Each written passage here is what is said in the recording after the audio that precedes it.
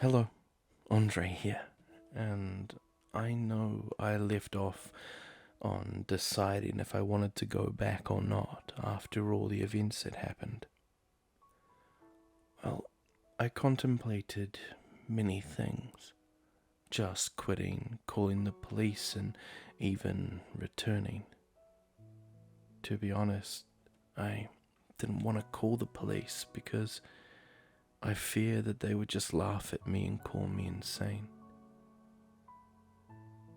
Well, anyway, after thinking it over and weighing my options, I decided to go back.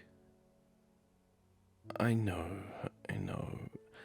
bad idea, but I needed the money, and they are willing to pay me triple my actual hourly wage, which, let's just say, I'm kinda tired of eating ramen every night. Anyways, I showed up at work not knowing what to expect. As I walked through the doors, the manager was there, waiting as if he knew I was coming back, as he had a big shit-eating smile on his face. He was wearing a red velvet suit and a purple tie. He pulled me into his office and wanted to speak to me. So you decided to come back, huh, Andre? Well, the money was the main factor, and it's either this or die of starvation. Well, we are short-staffed, so I'm glad you decided to come back. Also, I always hold up my side of the bargain. Welcome to becoming the assistant manager, since the last one was, let's say, let go. I sat there shaking, knowing that he was talking about Cynthia. I had known her for such a short time, but she was actually really sweet and caring. I keep finding myself thinking about how she was killed and how it was pretty much my inaction that caused it. But I keep asking myself, what was I supposed to do? I know what you're thinking. I'm gonna end up like her. Well, no worries. I'm sure you'll do just fine. He smiles, a wicked smile, one that sent shivers down my spine. As the new assistant manager, you need to go over a few rules, like the last time, but a little different. I still know the old ones. Is there something different I need to know? He proceeded to go over the old rules. Rule 1. When it hits 3 a.m., you must close down all bathrooms until 4 a.m. Rule number 2. When cleaning out the theater, the light has to be on and you must finish before the screen turns black. Rule number 3. If a man without a face walks in, you are not to speak to him for any reason. Rule number 4. All staff must enter the lobby at 3 a.m. and stay there until 4 a.m. Rule number 5. If you see someone talking to a man without a face, do not attempt to stop them and look away. Rule number 6. Do not attempt to film or record anything that goes on here.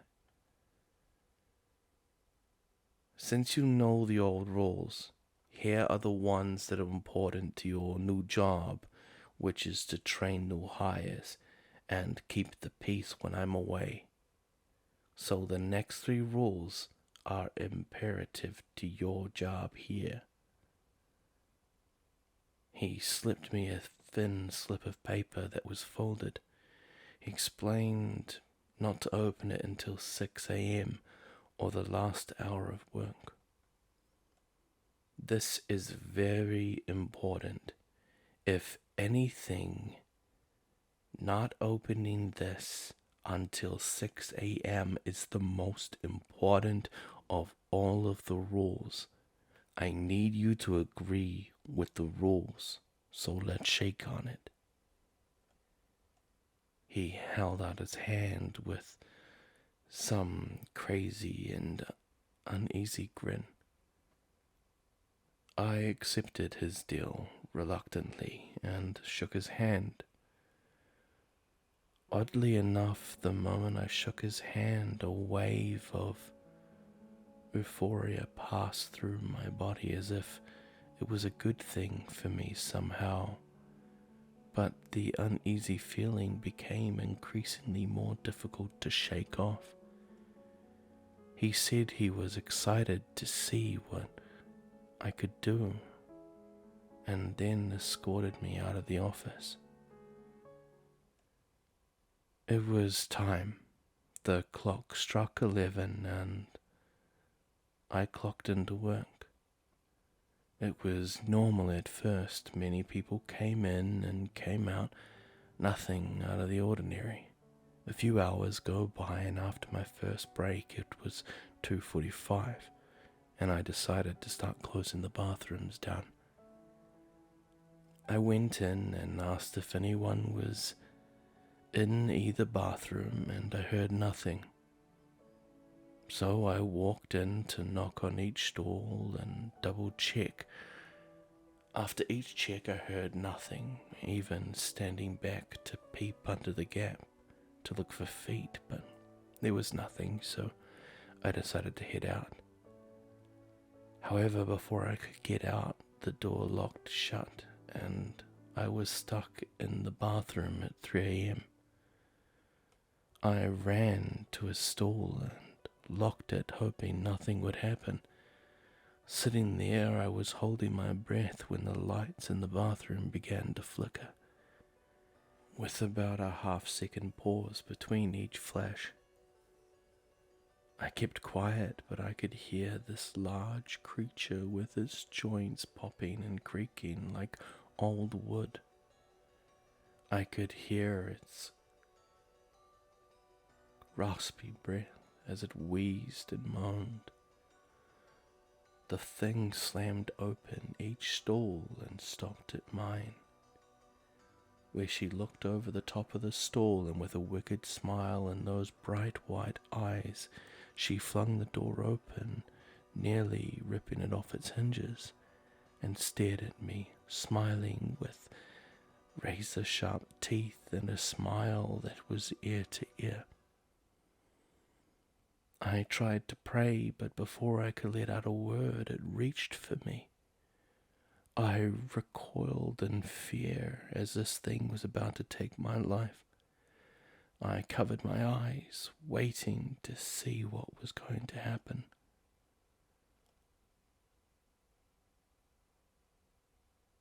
I was there for what felt like an eternity and decided to open my eyes. And there she was, holding out a human finger in her palm. She spoke no words, but wanted to give it to me. Something came over me in that instant, and I reached for it and said thank you to the beast. She smiled and went to sit in the corner of the bathroom, still smiling at me. I didn't know what to do, so I just sat down next to her. She smelled of roses and iron. Still strange, she never attacked me despite what Cynthia said. I gained the courage, and I started to speak to her. So, what is this place? Why do you eat people? I kept staring at the finger, waiting for her response. She didn't speak, but her face dropped from a smile to a slight grin, and I asked her one last thing.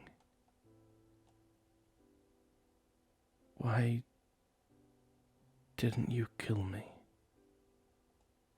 She looked at me with the same grin, and finally spoke. The regulars are not allowed to harm other regulars. She stood up and nodded at me and opened the door. I looked at the time and it was 4 a.m.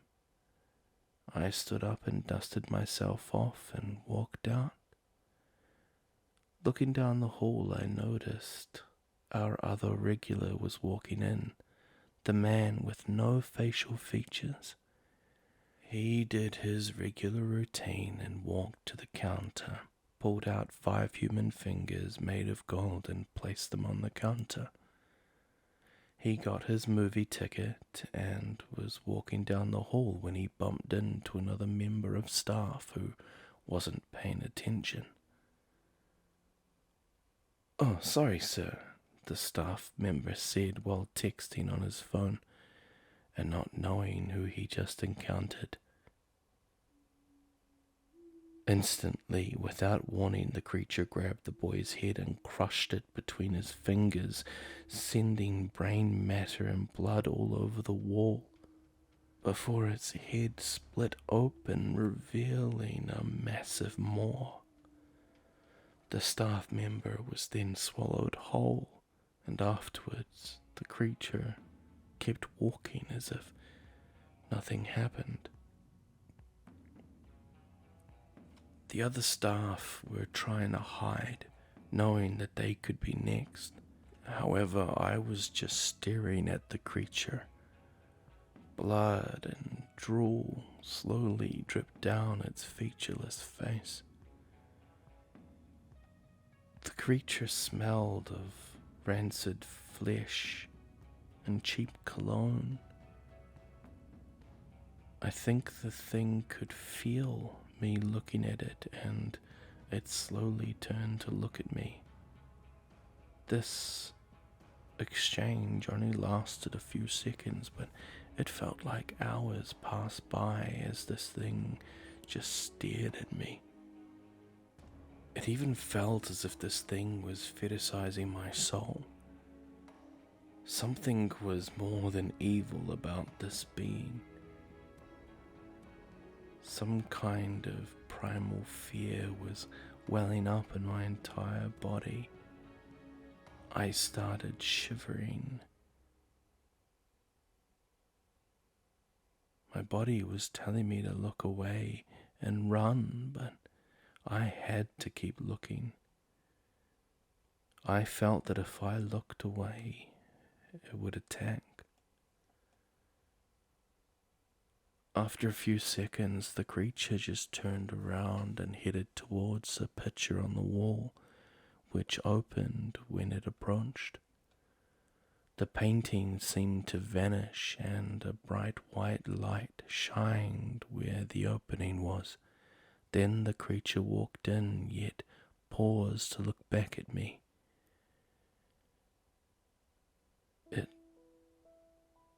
It smiled.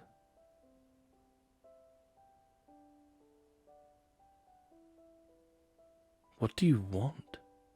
I exclaimed in fear, with an underlying of anger and anxiety. Immediately after asking, I felt rage coming from the creature. It closed the gap between itself and I instantly, and it was face to face with me. It started to bend over while its body was cracking and snapping. There I was, facing this thing, eye to no eye. Anyway, eye to eye, and I can sense I was gonna die. However, it just simply walked away. Nothing happened other than it trying to intimidate me. I thought to myself how odd this was, since the last person was swallowed whole by the creature, but I was left mostly unscathed.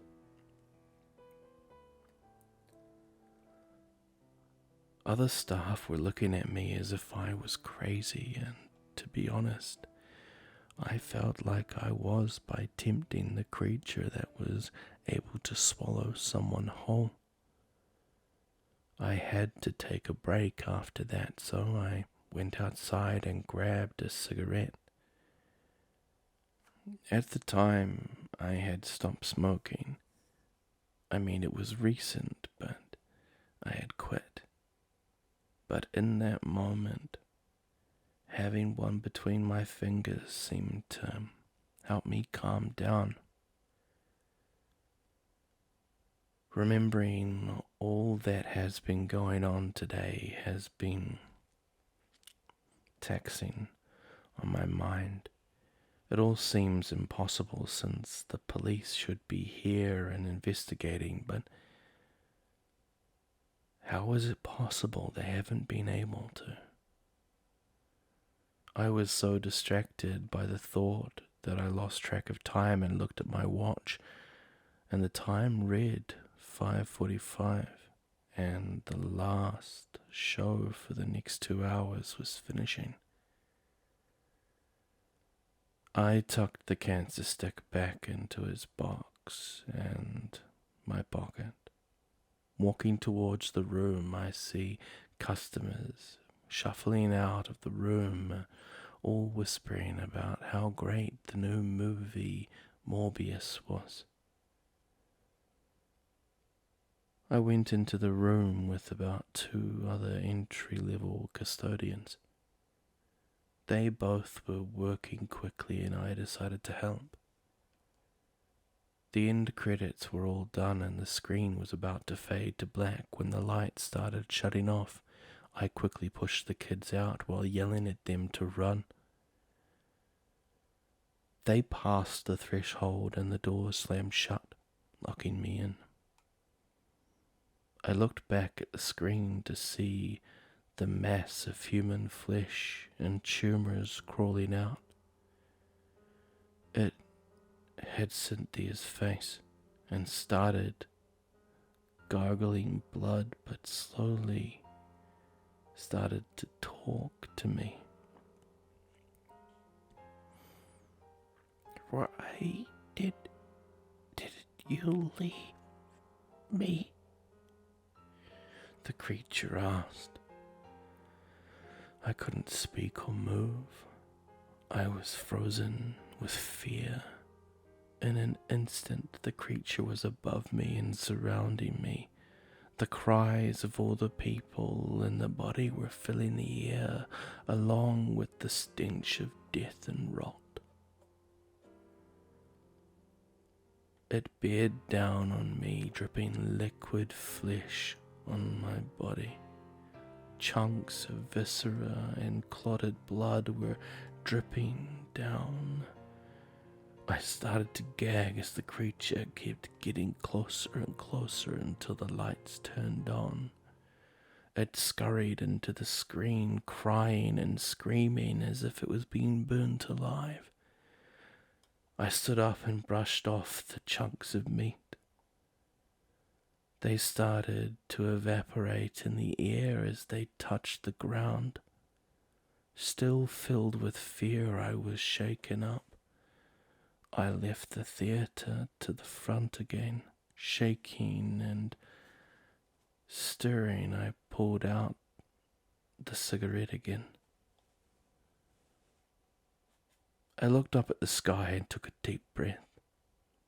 I noticed that the time was 6 a.m., so I reached into my pocket and grabbed the note. If there was a rule I'd actually follow, it would be this one. The note read as followed. Thank you for accepting the new position. As you may have guessed, the theatre is different, to say the least. The things you have survived have led you to this point. You are important, and the narrative you hold cannot be destroyed. Yes, Andre, you are special. I cannot tell you quite yet who or what you are, but something about you is different from the regulars and humans. This doesn't mean you are immortal or cannot be harmed. They are ancient beings older than I who came here every day. I can't wait to see what unfurls next. See you soon. It was signed by Timon, but it was different. The name was written Terminuses. The rest of the day went by quickly without any real incidents. When Timon came in as I was clocking out, he just waved and wished me a good morning. Currently, I'm sitting here on my bed with my laptop. I don't know what to think about this. I can't tell if I should go back and find out what I am or what is Terminus's plan with me. If anyone has any ideas or any help, it would be appreciated. But for now, I need some sleep. Stay safe out there, people. Andre Evangelius.